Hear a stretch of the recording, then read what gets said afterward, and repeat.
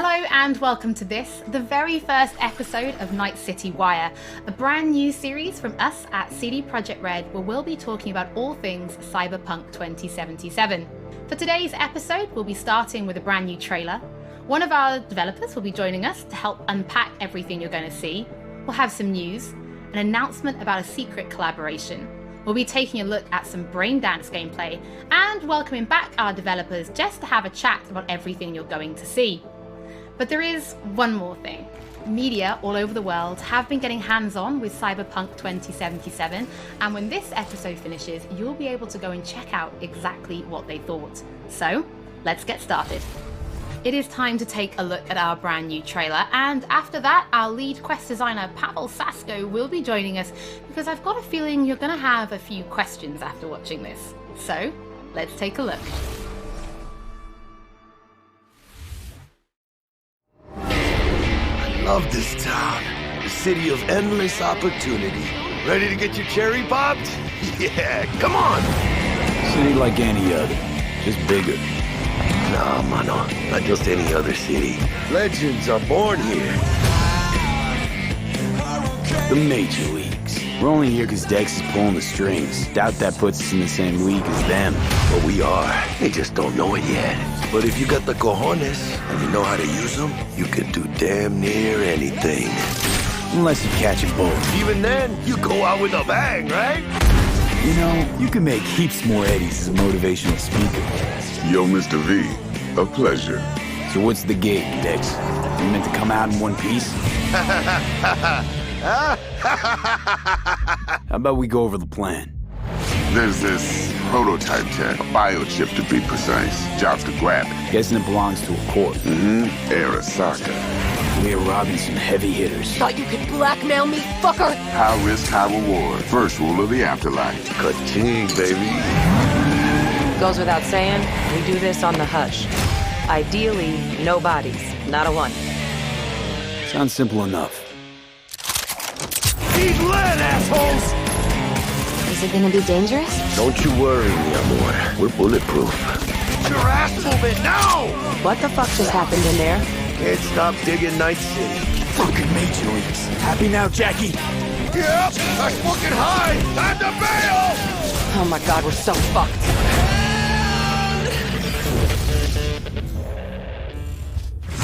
Dex, what the fuck? Can't risk it, V. And you, who are you? Fuck.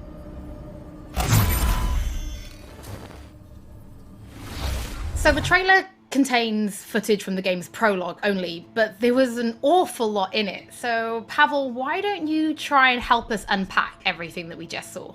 Oh yeah, I mean, absolutely, I can try. So, what you have just seen is only the prologue of the game. So that awesome stuff is only happening in the first few quests. What the trailer shows you is really our stage, the Night City. You know, this gigantic city built of 6 completely unique districts, surrounded by the 7th one that we call the Badlands. As a player, you are meeting Jackie. Jackie's your friend. Now, they together are trying to reach out for something that is very precious. They're trying to reach out for this chip of immortality, this gateway to eternal life.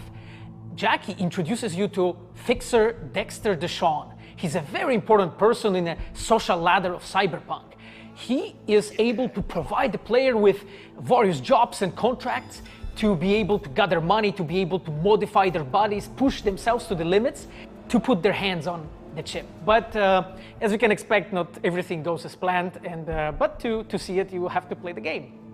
There are an awful lot of really cool things in this trailer, and there's a few that I would just love to talk about a little bit more for the people at home. So let's start with talking about a gang called the Mox. Now, we see a few flashes of them in this trailer. I personally think they're really cool and one of my favorites, but can you give us a little bit more information about them? Oh yes, so the Mox is one of the gangs that player is going to interact with throughout the game. The Mox is the gang that has been formed in 2076 after death of Elizabeth Borden. She was called Lizzie. Now, she was an owner of a brothel and former sex worker, and she was protecting working guys and girls from harassment, from abuse, and the gang is really continuing her mission. And as a player, you are going to interact with that gang, meet multiple different NPCs, and craft your own relationship with them, and understand what they are all about. So earlier on, you did mention a 7th district, a place called the Badlands. Now, we saw a few shots of this in the trailer, but I'd love for you to give us a bit more detail about the district outside of the city walls.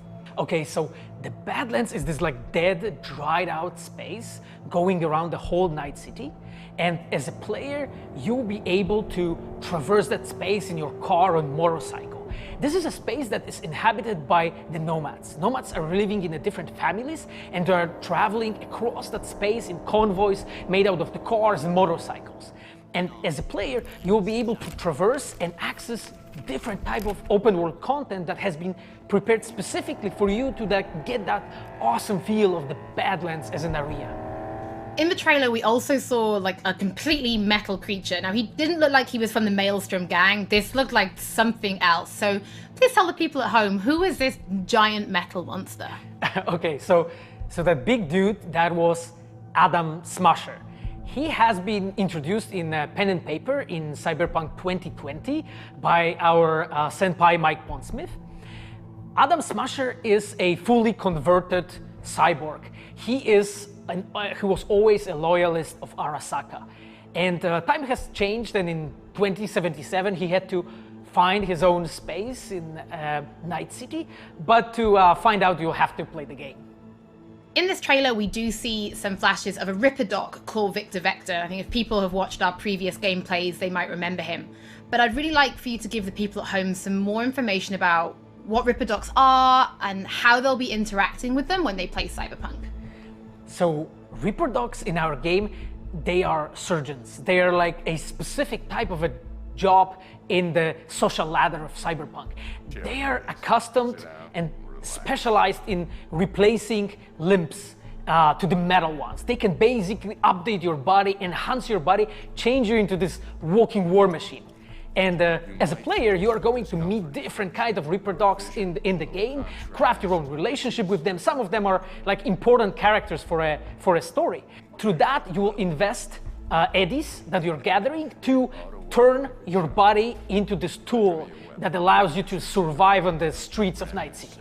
Pavel, thank you so much for joining us. I know you'll be back later in the episode because you're going to be helping us to analyze the Braindance gameplay. But before that, we do have some news to share. Earlier in the year, we announced that if you pick up Cyberpunk 2077 on Xbox One, you'll be able to play it on Xbox Series X when the console launches. And just in case you missed it, it will be the same for PlayStation players as well. If you pick up Cyberpunk 2077 on PlayStation 4, you'll also be able to play it on PlayStation 5 when the console launches. And that's not all. There will be a free upgrade for Xbox Series X and PlayStation 5, but we'll have more details on that soon. To Night City. Before we reveal our first look at the Braindance gameplay and welcome back our developers for a chat, there is just one more thing we want to announce, something that we've been working on in secret for a while. We are very excited to announce our partnership with Studio Trigger and Netflix to bring you Cyberpunk Edgerunners, a standalone anime set in the Cyberpunk universe, which we've been working on for some time now. Edgerunners is due to launch in 2022, but for some more information, let's go to the team in Tokyo.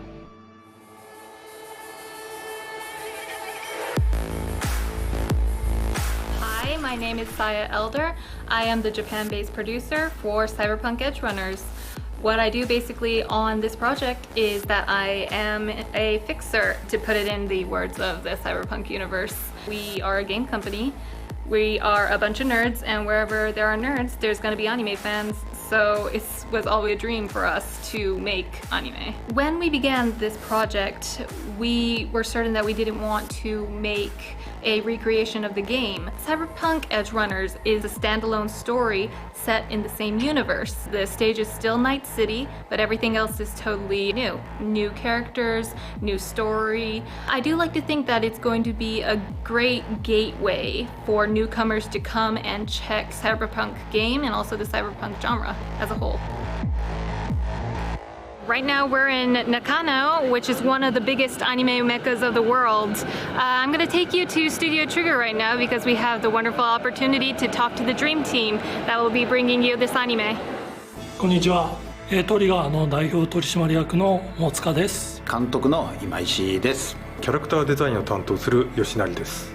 ゲームのサイバーパンクのファンの方、今回初めて触れる方両方に満足していただけるようにアニメを作るつもりです。よろしくお願いします。今回はそのサイバーパンクという僕らが10代の一ファンにしか過ぎなかった頃に生まれたジャンル、そういうジャンルのものをまた、時代が何周もして作れるというのが非常に楽しみです。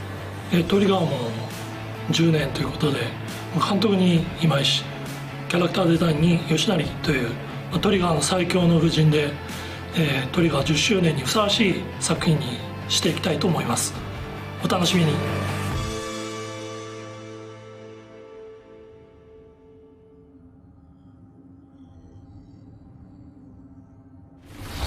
Now it is time to show you some gameplay of Braindance. This is a feature that you'll experience when you play Cyberpunk 2077. Braindance is essentially a recording of somebody else's experience. It allows you to relive their sense of sight, smell, touch, and even hearing, all thanks to a special device. After the gameplay, I will be welcoming back Pavel Sasko, and will also be joined by Patrick Mills, our senior quest designer and all-round lore master, who will be helping to answer your questions and give you some explanation on how you'll be interacting with Braindance when you play Cyberpunk 2077. So, let's take a look. Plan simple, do nothing odd, don't get creative. You go in, snatch the cash, get out, and we sell the BD to those psycho freaks from the studio. Got it. And remember, everything on full blast. They'll spot us extra for a wicked adrenaline high. Okay, on you go.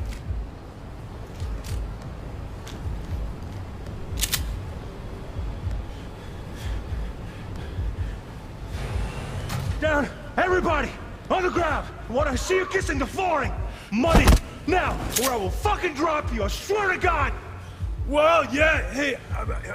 now! Before I blow your fucking head off!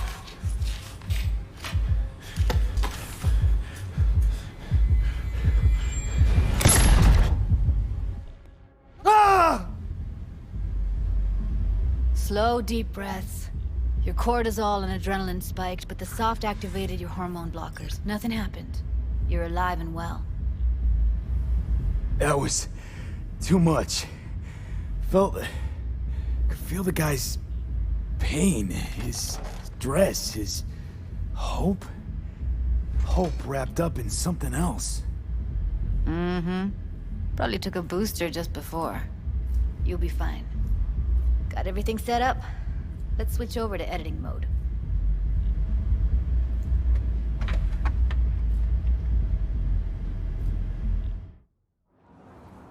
I'll sever the link to the BD Roller's sensory array. You'll be able to look around freely. Whole scene's yours. Full cam control in analysis mode, so move around, zoom in and out, whatever else you come up with. Think of it as your own little sandbox. So analysis mode, you control playback. Can even pause when you feel the need.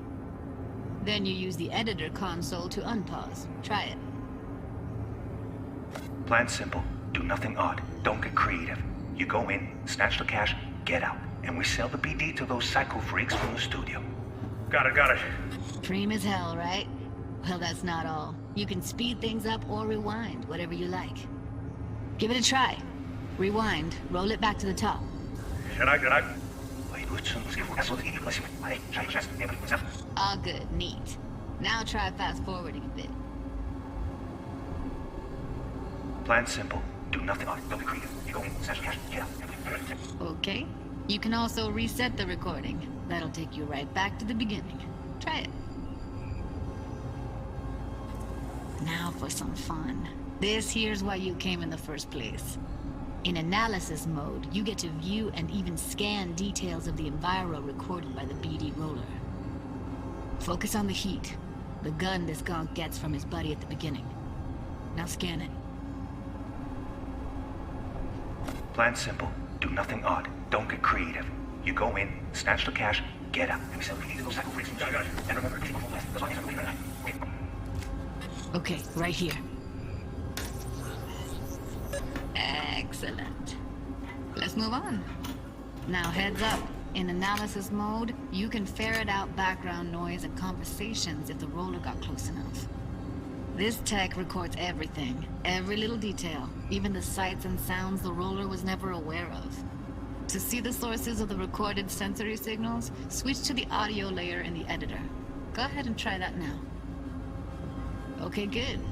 Now you should see several sound signatures in the store. Choose one and hone in on it.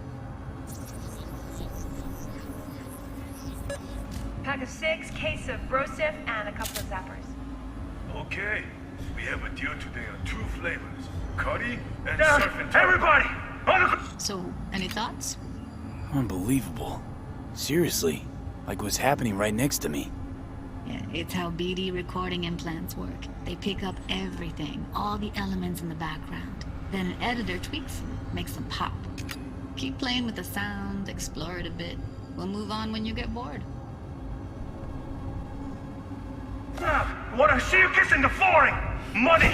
Now! Sometimes you can analyze extra layers in the raw, stuff the roller's cyberware picked up. Like what? Ev's got Kuroshi optics that grab infrared, meaning you should be able to grab heat signatures from her recording. Huh. Hella nice. Scanning works on peeps, too. Walk up to the wounded chick. Try scanning her. Alright, next thing. Scroll forward to the part where our artist gets a lead injection. Or I will fucking drop you, I swear to God! Well, hey, now! Fucking head off!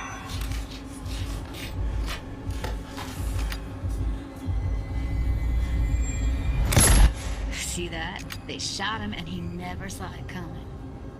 But you will. Here it comes. My favorite part of the game. See the blinking thing over the entrance? Surveillance cam. Must have caught our shooter. You'll see in a sec. Cam feeds to the screen behind the clerk. Roll back to where the screen's in the kid's field of vision, then scan it.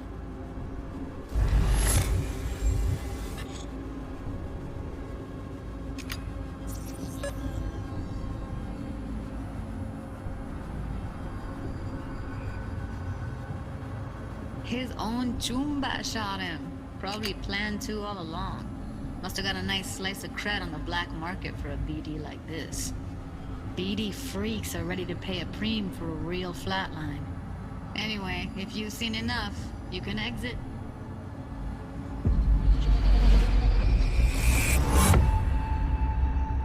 Yeah, it's impressive, right? It's too bad most of the BDs we do here are only good for flogging the log. So Braindance is a pretty big part of the Cyberpunk universe. It's not just something used for adult films. There is an awful lot to it. And there's 2 sides I'd really like you guys to help me explore. First is the lore, so how this actually fits into the universe. And then there's the gameplay side, so how players will be interacting with it. So Patrick, could you tell us more about the lore of Braindance? I would love to. So in the world of Cyberpunk 2077, Braindance was invented way back in the early 2000s at UC Santa Cruz. It was developed as a way of recording a person's experiences and then playing them back for someone else so that they could relive them as though it was happening to them. It was originally used for things like therapy and prisoner rehabilitation, but by 2077 it's become this global media industry, including things like movies, mass entertainment, things like that, video games, some interactive things, and of course adult fare as well. Now in our game we deal a lot with black brain dances, or XBDs as we call them, and there are different types of those, but the one that you saw in the trailer just there was a flatliner. Now that's where the person recording it actually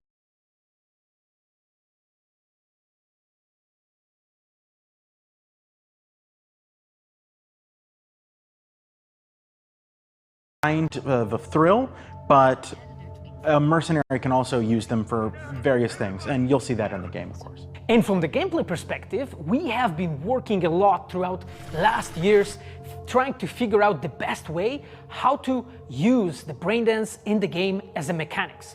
So what we have settled on is this Braindance editor mode. As a player, you will be able to run the Braindance in the editor mode and see different clues that have been registered on the peripheral of given actor. Now, as a player, you can slide on the timeline of that recording, back and forth, trying to uncover different clues. And that clues are actually telling a story in the game. So, as a player, you will run different investigations that will lead you to different mysteries, and you will uncover them actually using that Braindance as a mechanics in the game. So, as Pavel was saying, we use Braindance as a storytelling tool. It's not a collectible. It's not something where you're going to go in and you're going to play it and you're going to be like, I've seen this before. What we use Braindance for is to give you a keyhole into the life of the residents of Night City. And we can explore things like childhood trauma, religion, various philosophical ideas in a way that you might not otherwise experience in a story about a mercenary on the tough streets. So we've tried to talk about some of the aspects that we think the community will find really exciting, but you know, while you're both here, I'd love to know, what is it about Cyberpunk that you guys are really excited for? Patrick, why don't you start? So one of the things that I'm most excited about in this game is the characters and the way they interact with the world. We've got this really interesting world that stretches all the way back to the Cyberpunk 2020 source material and all of these events and all of those things, but those don't mean anything unless they connect with characters. And so when we come up with a character, we start with their function. What is this person? What do they do in the story? But we don't stop there. We go back and we figure out, what was their childhood like? What was their upbringing like? What kind of obstacles did they face in this harsh reality, and did they overcome them? And how did they overcome them, or did they not overcome them, and why? And you can see all of those things in their environment, in their dialogues, in sort of how they operate in the world.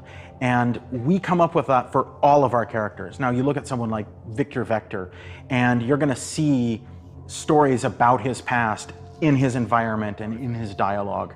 You know, we come up with that stuff even if we don't use it in the game, because it helps inform us as to who these characters are.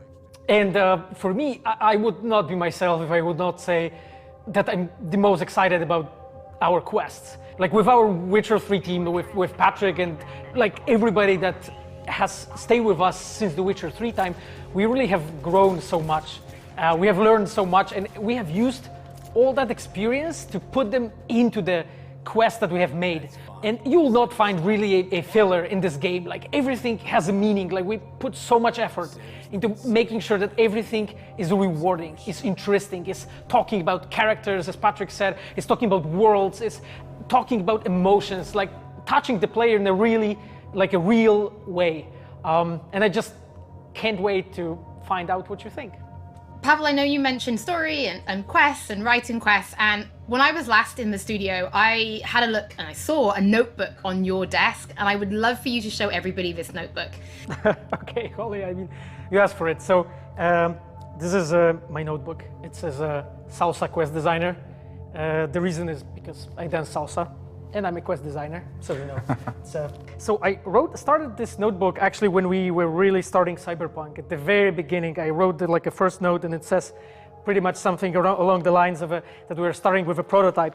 And then, you know, I kept on basically noting things that we've been working on for like next years. I remember once when our concept artists actually approached me, and they said that they want to take a look on my notebook. I was like, what for actually? And they took some pictures.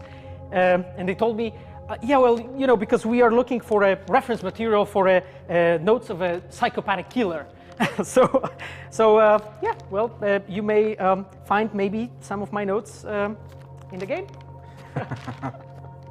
Pavel and Patrick, thank you so much for joining me. I'm pretty lucky because I have read some of the stories that you and the team have written for Braindance, and I'm pretty excited for people to discover them. But before we do finish today's episode, there is just one more thing we'd like to talk about. Earlier in this episode, I mentioned that media have been getting hands-on with the opening of Cyberpunk 2077, and they should be posting their impressions right about now. And if you missed anything from today's episode, don't worry, we'll be uploading everything to our channels very soon. And finally, on behalf of everybody at CD Projekt Red, we just want to say thank you so much for joining us for this, the very first episode of Night City Wire. But don't worry, we'll be back with episode 2 in just a few weeks. So, we shall see you soon.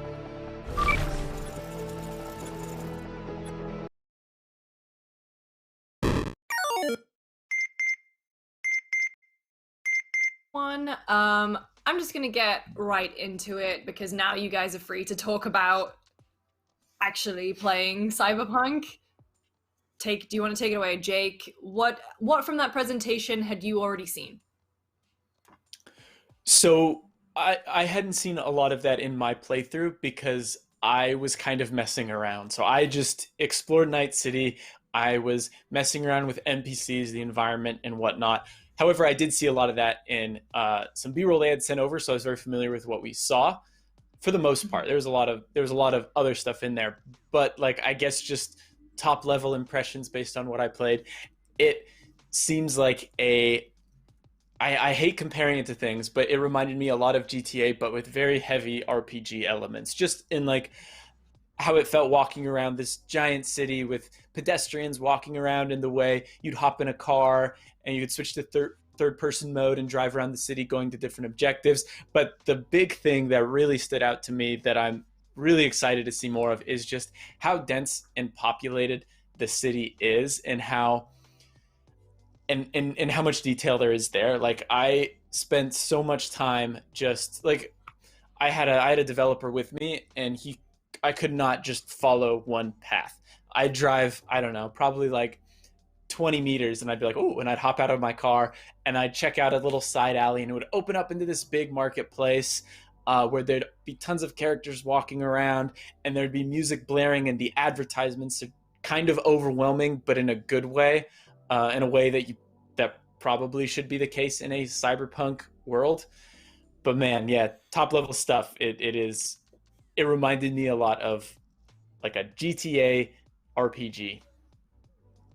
So where did you actually, like what part of the game did you actually play, Tam? So in our demo, we got to pick between one of the starting life paths. There's three, there's Corpo, there is Street Kid, and then there's Nomad.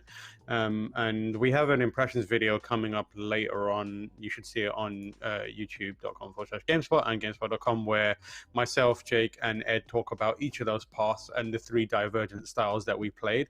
But we each got to start the game at the very beginning, pick a life path, which is an origin story. Think of it in the same way that you would in Dragon Age.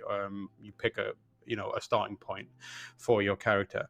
And then you were basically left to do what you wanted to do from the outset of the game. So it's the very beginning of the game. In my playthrough, I decided to follow the main quest for a little bit and see where that takes me.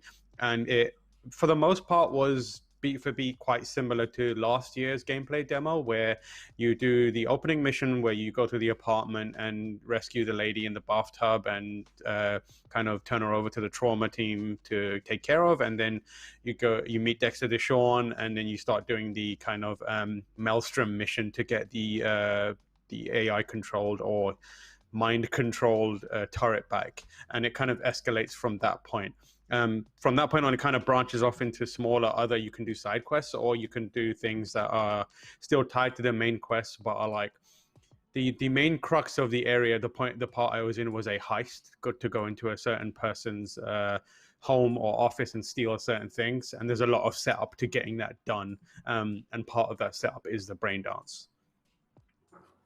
So before we move on to the Braindance, I just have a couple more questions about sorry, my Jake, you were saying that, you couldn't really go more than 20 meters without kind of being distracted and wanting to see something new. What's there to keep pushing you to continue the main story, or are you just free to do whatever you want in this world? So, I mean, after you pick your origin story at the beginning, I went with Nomad, which started me out in the Badlands. After you complete that and you get to Night City, there's like a time skip, which we didn't get to see what happens in between. They said there's going to be a cinematic or some sort of thing prepared that'll go over all that kind of stuff. We didn't get to see that. They just put us right into Night City, where you do I believe you do another quest, and then from then on you go back to your apartment, and it just kind of opens up. Your directive is to go to talk to Jackie because he's talking to Dexter Deshawn about a job. However, I didn't really do that. Immediately I walked out of my apartment, went to a shop, bought a knife, walked down and stabbed a Night City PD just in the back to see what would happen. And the whole crowd started panicking and people started freaking out. But then from there, I just kind of went in my own direction. I really only explored one of the major districts. I think I saw bits and pieces of other ones, but I was mostly in, I want to say maybe the city center. I forget exactly what district I was in. But yeah, like to stay there is like that dotted line to different objectives, and you can track quests just like you could in The Witcher. But like I said, there was so much both showing up on my map that were like distracting, not in a bad way, but I was just like, ooh, this seems interesting. And then there was also other things in the environment that just stood out that I was like, I have to see what this is about. Oh yeah, I mean, like you were saying, it's a very dense world that it looks like. Tam, I'm gonna ask you a little bit about gameplay-wise. What did it actually feel like to walk around in? And how did and also combat, how did that feel? So I think like to walk around in, it's quite, I think the kind of crux of my preview that is now live on the site was everything felt kind of overwhelming, and like Jake said earlier, overwhelming in the right way.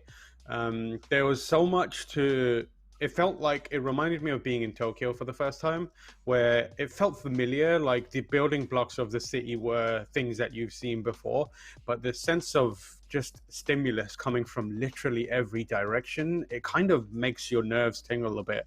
And that's where that sense of like not losing focus, but not sure where to put your focus happens. So like it felt like a futuristic metropolis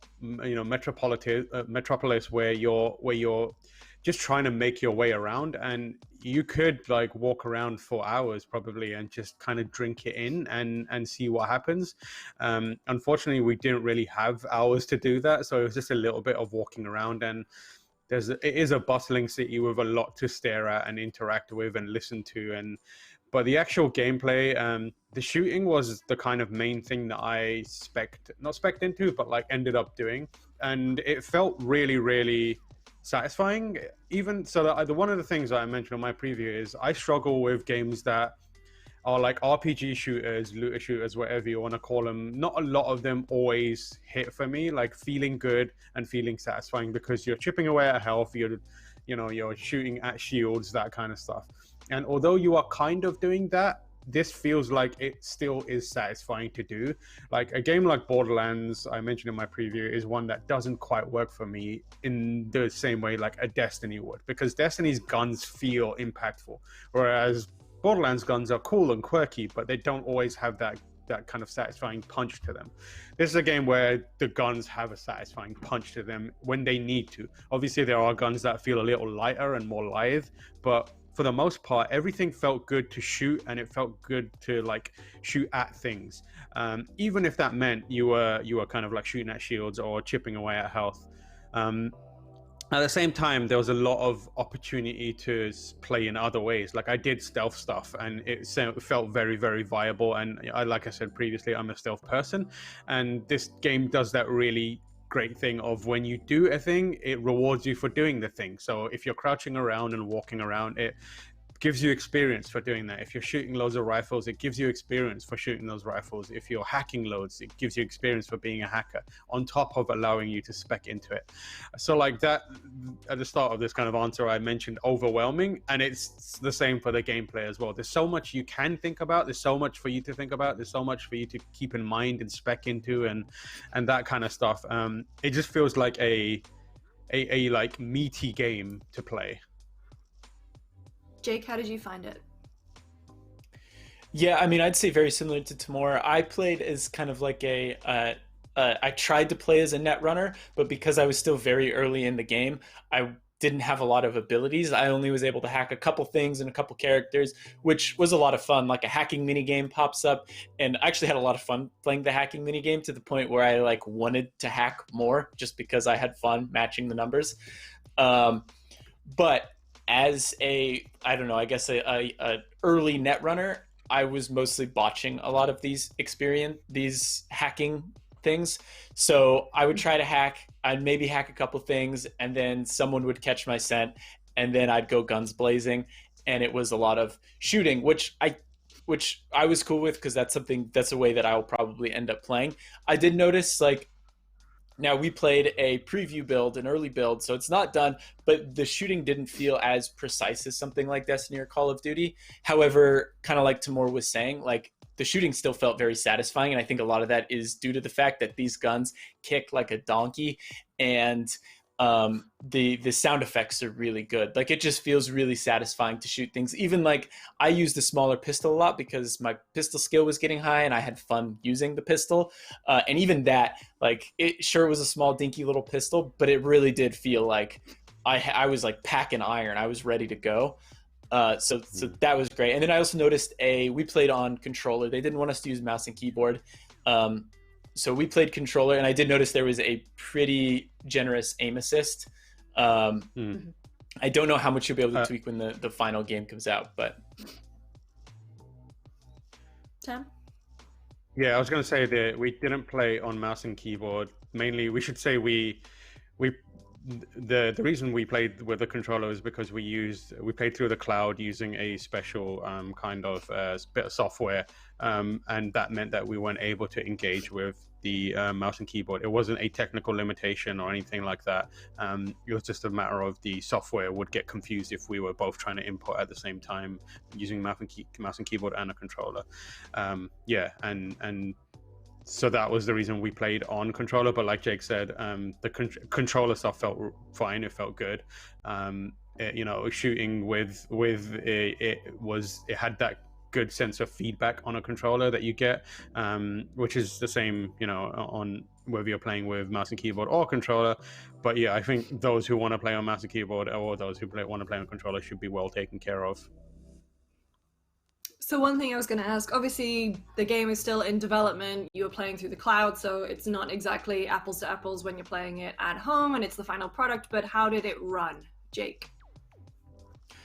So it ran pretty smooth for me for the most part in terms of just like frame rate and all that stuff. There were some crowded areas where it would dip a little bit, but once again, we kind of trust that stuff will be worked out when the game comes out, and they did delay it. I did run into bugs. I did run into a good amount of bugs, nothing game breaking, but there were definitely some bugs here and there, some funny ones that happened. I mean, with games this big, that kind of stuff is bound to happen. Like, there's so many, I guess, funny bugs in The Witcher and whatnot. But once again, it's kind of hard to say what the final release will be like because they did just delay it and they said mostly to squash bugs. But overall, streaming it on PC, I have pretty good internet, so it works pretty well in that sense. I didn't have any latency or lag or anything like that, but the game itself seemed to run pretty well from what I could tell. I'm definitely excited to, when I play this on PC, to really dig into all those settings and see how far we'll be able to push this game.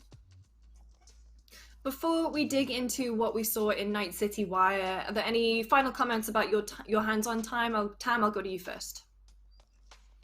I think the thing that I walked away from playing it was I just had seen a fraction of it, and it sounds very much like what they say in the Night City Wire. This is just a small piece of it, but it really does feel like it was a very, very small piece of the game. We played for 4 hours, and I still my mind was racing with wanting to do 10 different things at the same time. And, there's so many paths that you can take. I wanted to stop and try something, reload it and start again, but I wasn't able to. But I think the thing that I'm most excited about is when people do get their hands on the game, it looks like there's going to be plenty for us to really dissect and think about and talk about. So that's the most exciting thing about it for me right now.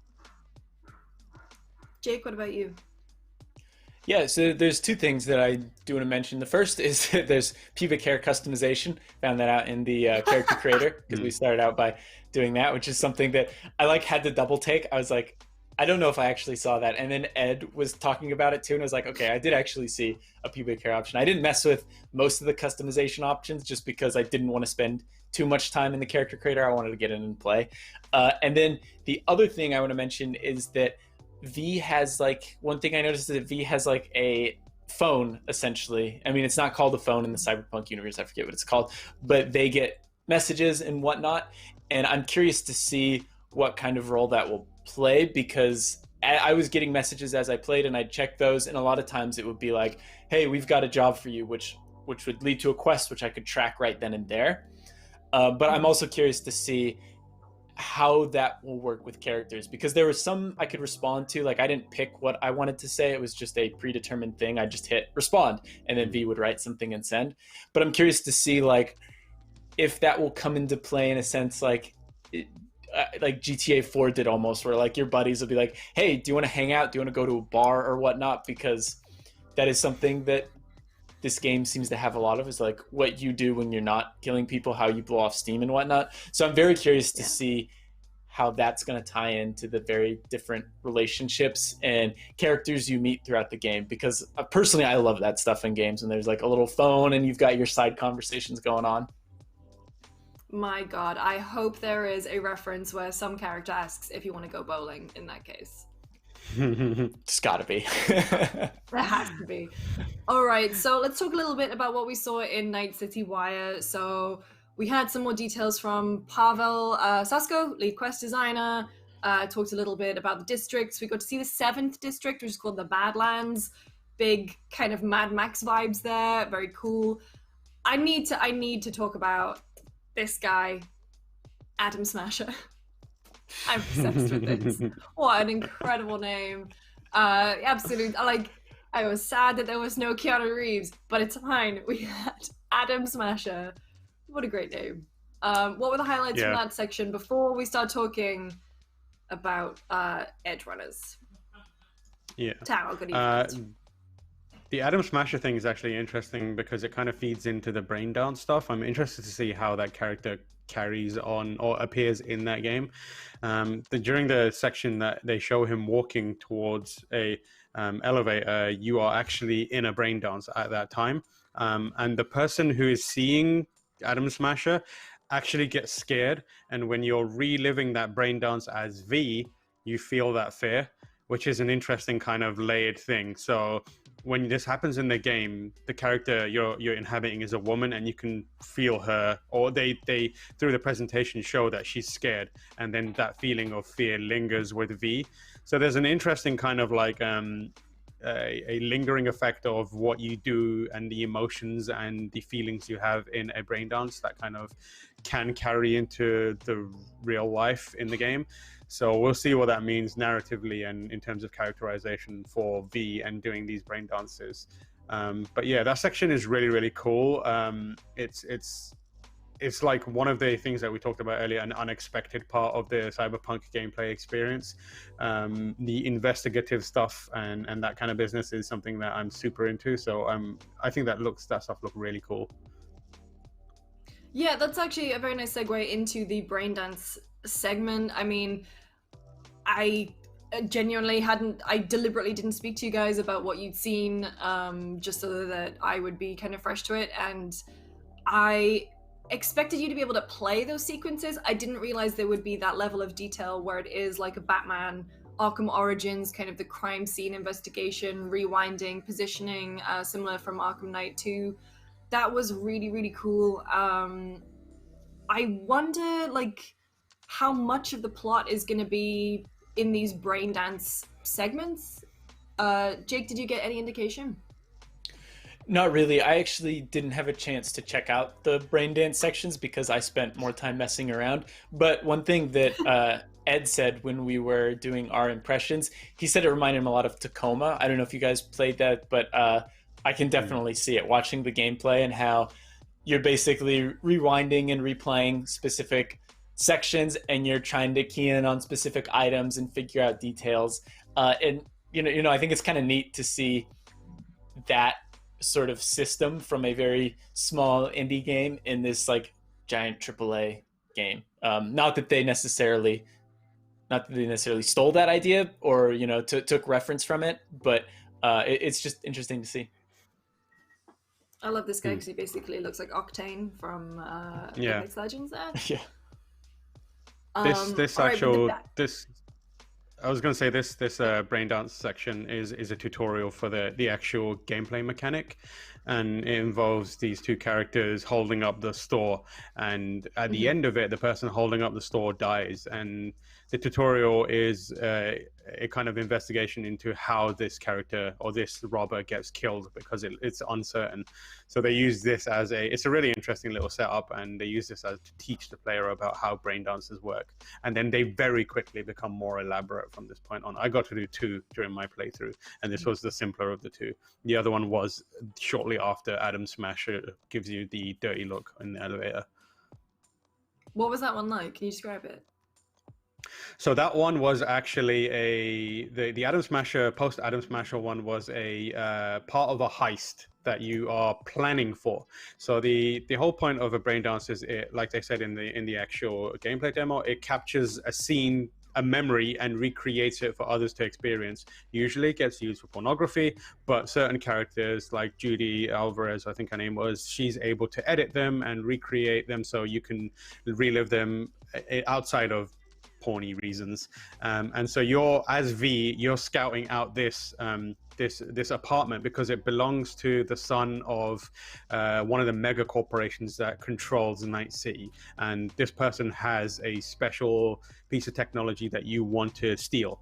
And what you have to do is, the person you're living the memory as is someone that has a close relationship with this person, let's call it, and you are reliving the memory so you can investigate the room, see what its layout is, try and figure out where the item you want to steal is placed, listen to the conversation, maybe get an idea of what his plans are, and kind of generally build a foolproof heist before you actually go in there and do it yourself. And it's really, really interesting because it was more elaborate than the liquor store hold-up one, but it's still quite maintained, quite limited in kind of like how it played out. The character would just move across a room, and you'd just kind of track him and listen in on his conversation, and then you'd switch to like a heat signature layer and try and find out where the item is located, because it needed to be super cool. So you're looking for the coldest spot in the room. So it was part of the kind of like build up towards making it more complex, but it still hit that kind of I'm an investigator and I'm figuring something out pleasure node in the brain that people get out of these kind of experiences. So it was fun, and it was intricate and interesting in a way that, you know, is a nice refreshing change of pace from the usual shooting sneaking of the main game.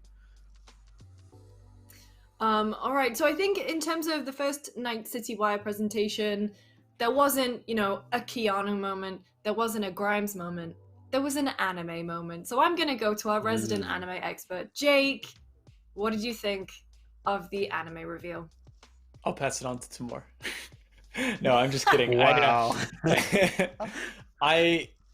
I'm very excited to see what this will be. I will definitely watch it just because I'm very into Cyberpunk. Not super into anime, but we'll see. Maybe this will change my mind. I know Studio Trigger, like them doing this is a very big deal, and they have made some very good anime, but I couldn't tell you what that is. So I think Timur is going to have to teach me a lesson here.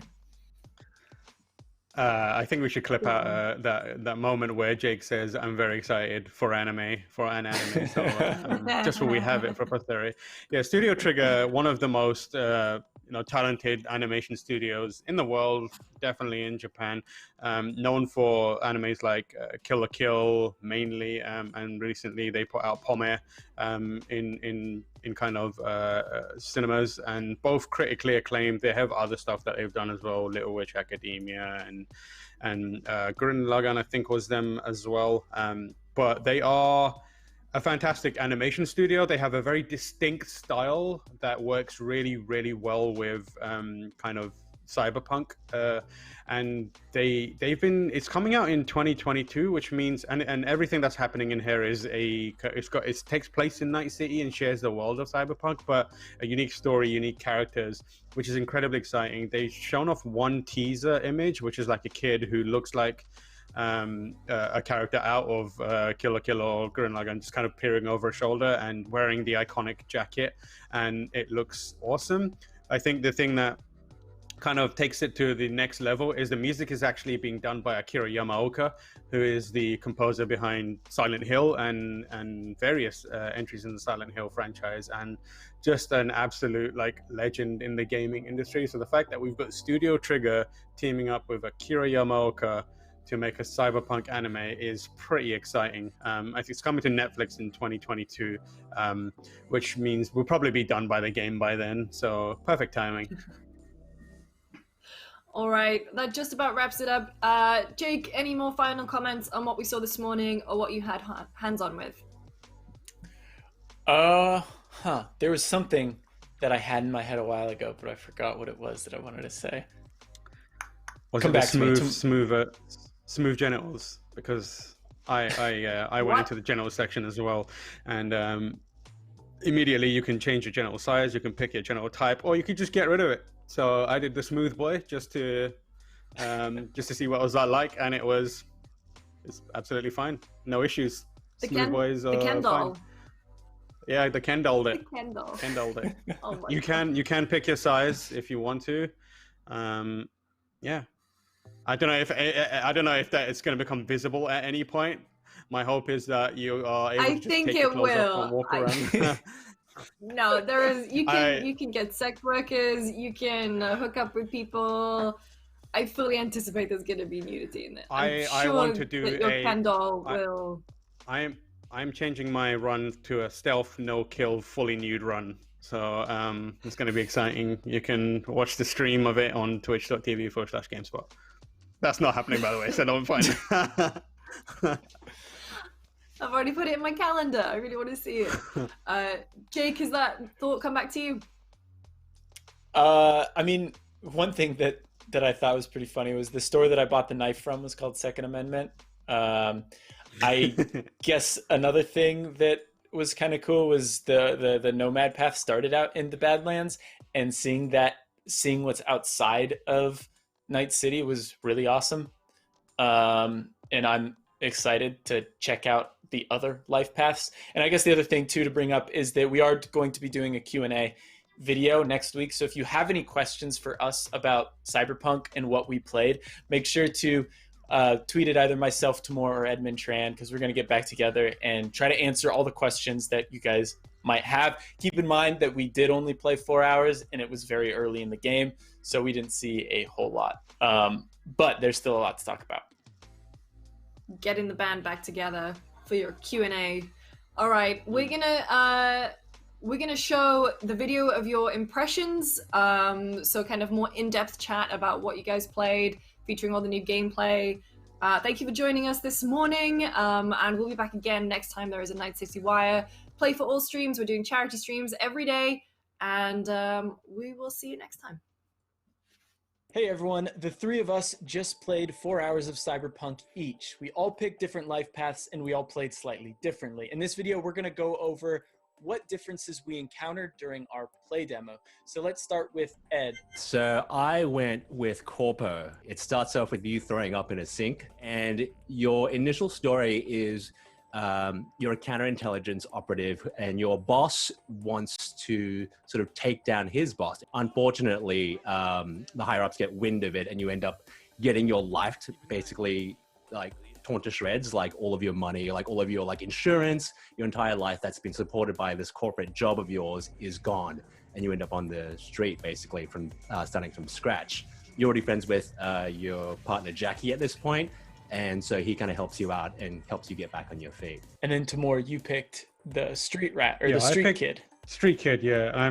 So my one, I start off in a bar, and the street kid has got some connections and is like street wary and wily, and is from Night City, or treats it like home, and helps out one of the bartenders at the bar who's got a ongoing debt towards one of the fixers, and he kind of asks you to go speak to the fixer and try and help out and alleviate or get his debt settled entirely.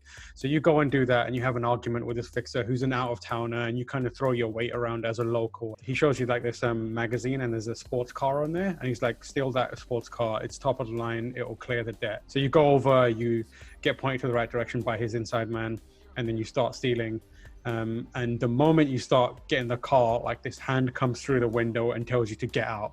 And obviously you kind of like pull away and try to use the device. The device doesn't work. You get pulled out of the car, you're about to get beaten up, but then the cops show up and they kind of put both of you to the ground. And then someone like an elite or 1% shows up and is like, it's not worth wasting your time, throw them both out. So you get chucked out onto the street. The person who pulled you out of the car was Jackie. And he's like, that's how you meet. I was told there's a montage that shows your progression through the years. It wasn't actually in my demo. I'm not sure if it was any of yours, but effectively it's kind of like we were told like an animated sequence of some sort, or a cinematic sequence that kind of shows that you guys stuck together for a while, did a bunch of jobs, you had a history, and then you pick up with the main story. Yeah, so I played the Nomad Path, and the Nomad Path begins with your character V tearing off the badge of their clan and heading into Night City in order to smuggle something into the city.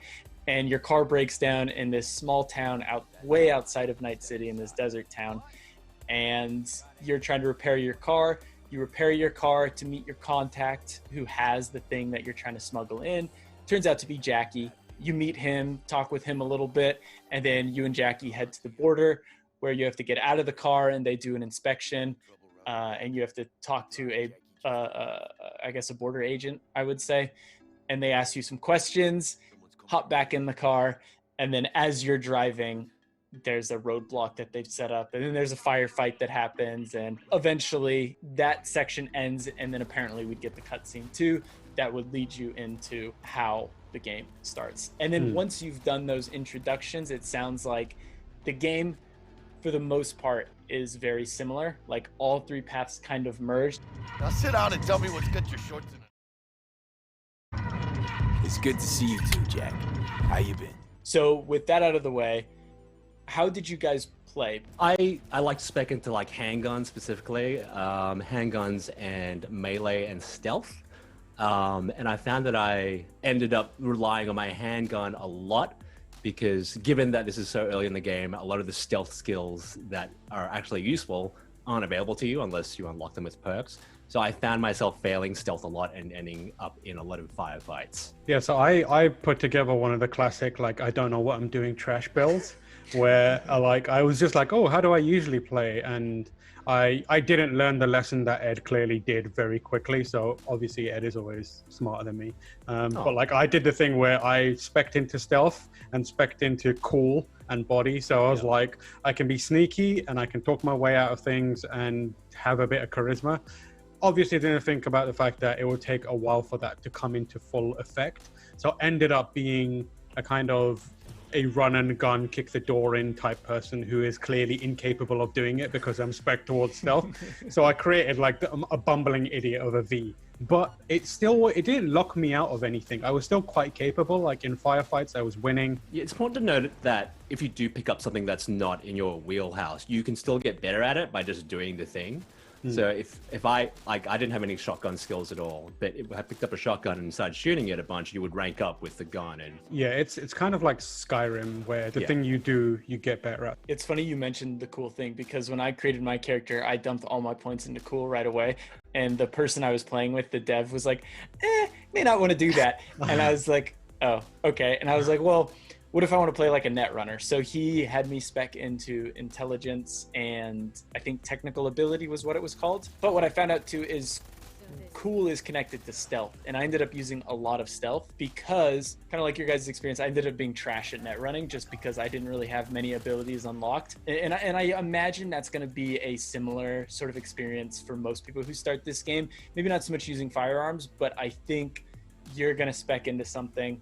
And then as you play, you're going to figure out how you actually want to play, at least early on. It's important to note that we played the first 4 or 5 hours of the game of like what is going to be like a 50, 60 hour game. So a lot of the stuff that really will matter in the end doesn't really come into play.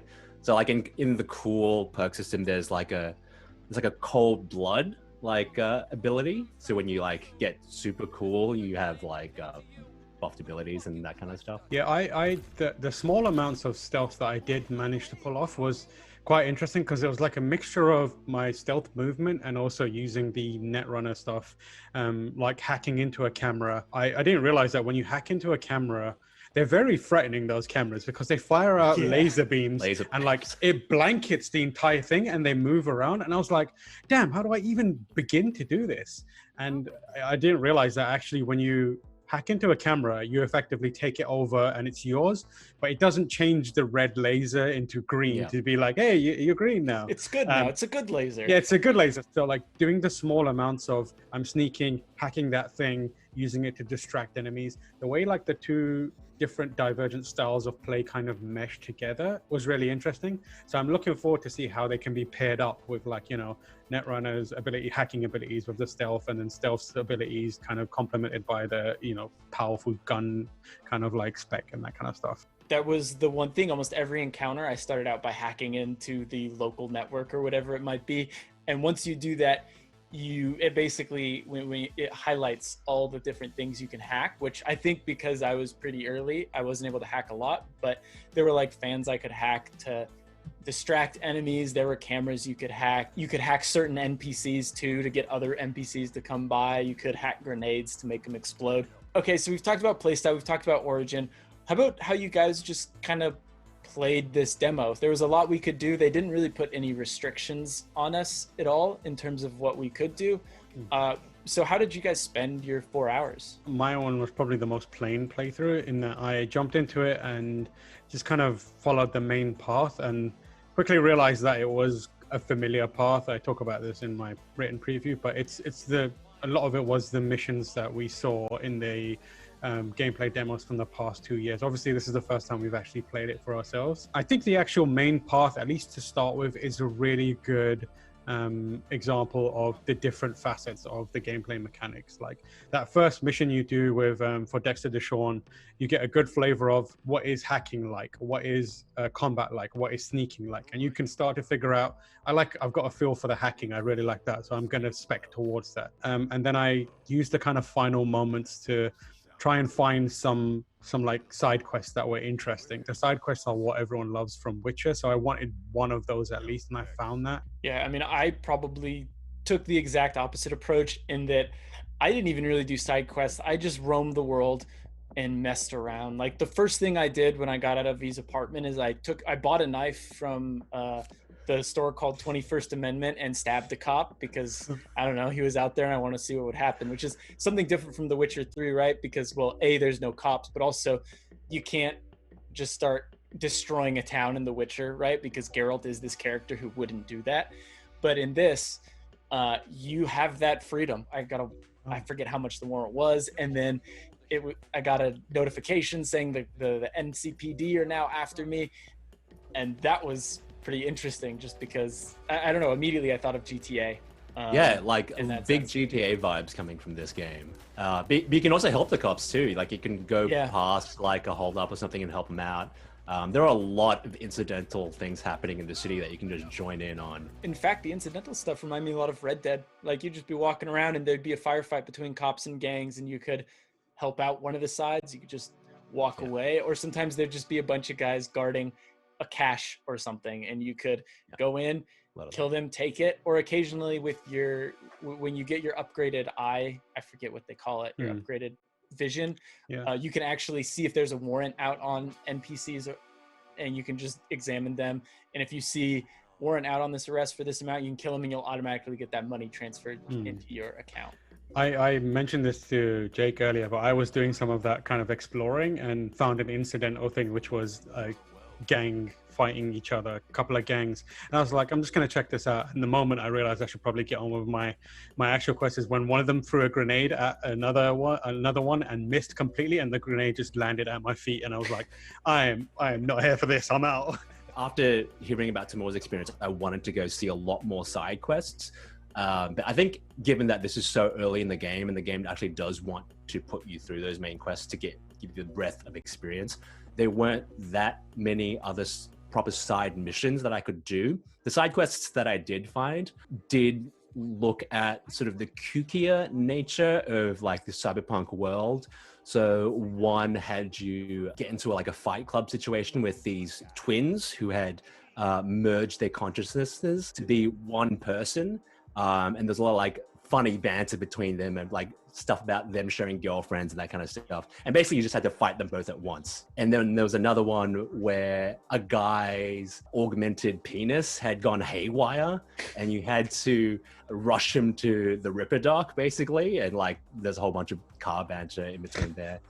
And so that's kind of the world they're trying to set up. And it's not all like grim dark cyberpunk stuff. There is there's a lot of levity in there. I think the most interesting thing for me is how much the corpo stuff played into the main quest. Since my character came from a corpo background, like there's that whole thing where one of your contacts sets you up. She gives you like a credit chip with a virus to like sabotage the marauders. Basically, if you take the corpo path, your character basically knows all the shit that she's gonna pull, and you can just call her out on it and just just basically you are in the position of power there. Which I found quite interesting. When I did that, I decided to ignore her completely. So in the original demos, they do that bit where they go to her, get the chip, and then go to the Maelstrom gang, and eventually things kick off. So I was like, I'm gonna just ignore that because I want to get into it as quick as possible. And the first thing I do when I meet with the bad guy or the gang leader is shoot him in the head and kill him like straight away, because it's like you don't have the money to do anything else, or your choices are either to kill him or get killed. And that knock-on effect is in the original, when you did the kind of corpo route as well, that dude would get away and then come back later with his exoskeleton and fight you. This time around, because he was dead, there was just no one in that area. Like there was 2 guards who were just like knocked out. And I was like, I'm out.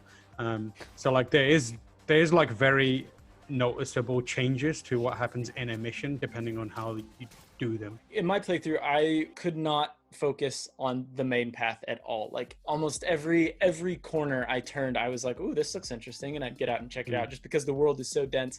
But I found one small alley that opened up into this huge marketplace area where there are all these characters wandering around. Like it was packed, and there was a guy on the corner who was like, you know, he's a sidewalk preacher yelling about how cybernetics are destroying people and the next generation needs to stop cybering up their bodies so they can continue to live and whatnot. And I was watching him for a little bit because I was just like, yeah, sure. And 2 like trendy looking girls walked up with phones and immediately started like, oh, this is the crazy guy everyone's been talking about. Like let's get some pictures of them. And they start like taking selfies with him and whatnot. And he just keeps yelling about it and he's getting frustrated. And I'm just sitting here watching this whole thing play out. It is a very dense and distracting world, and trying to block all that out and actually look at the city for what the city is like is very nice. Like I really appreciated how sort of it was built. It's got a lot of verticality to it. There are a lot of stairs and like twisty pathways. And it's like a lot of dead areas of the city, if you know what I mean, like because there are a lot of freeways intersecting, so there's obviously going to be the quieter areas of the city, places that are a bit uglier. Yeah, because like it makes the parts that are bustling feel a little more real when there's areas that aren't. Like I had this one interaction which stuck out to me, which I'm not sure if it was an accident, but I hope it wasn't. But like I was walking and I kind of drifted into an area of the pavement where there was a cop nearby, and he did not want me to be there. And he very aggressively shouted like, "Back up." But next to me was I'm not body shaming or anything like that, a very large man was next to me. And I don't know what happened, but like he freaked out and just started running. And I was like, okay, I'm just going to follow this guy. And I followed this guy for a while, and he just kept running. And it wasn't like he was just running in a straight line. He looked like he was going somewhere. And I was like, I asked the developer, I was like, does this dude have a story? And he was like, I'm not sure. And I wanted to follow him because he looked terrified, and he was like running. I don't know how he had that much stamina, but I was like, if this was like my natural playthrough, I think I would follow him for about 15 to 20 minutes just to see what would happen. But I think something else that really stuck out to me was the Braindance mechanic. Did you guys try that?